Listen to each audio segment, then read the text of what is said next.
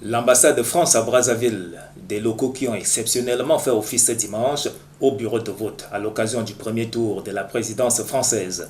L'entrée principale est fermée à tout corps étranger. Il faut dire que le scrutin de cette année se déroule dans un contexte particulier marqué par l'état d'urgence décrété en territoire français. Mais ils sont tout de même là, ces ressortissants français justement, décidés à accomplir leur devoir. C'est un moment important. Tout le monde peut voter, doit voter, et la voix de chaque personne est importante. Donc même si on est loin, ça fait plaisir de voir que c'est très bien organisé et ça va très vite. C'est un sentiment de fierté. Voter pour son candidat, on est toujours fier et on espère que ça sera le meilleur choix.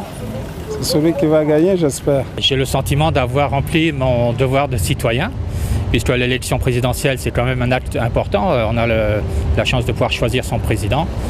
Voilà, j'ai le sentiment du devoir accompli. Il y en a même qui font cet exercice pour la première fois dans leur vie. C'est le cas de cette jeune fille qui n'en revient toujours pas.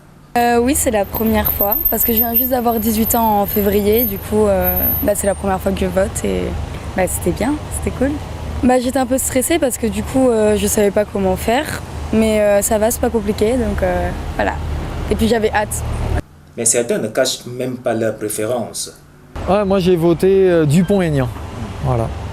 On est tous différents dans la famille.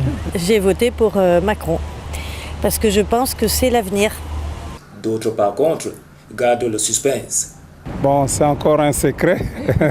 C'est passé dans les urnes, mais j'espère que j'ai fait le bon choix. Moi, je suis certaine que j'ai fait le bon choix. Okay.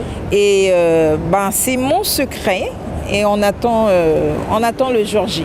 Mais peu importe le choix, les attentes sont énormes.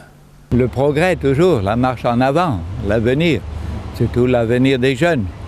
Et de proposer aussi de redémarrage des entreprises, oui.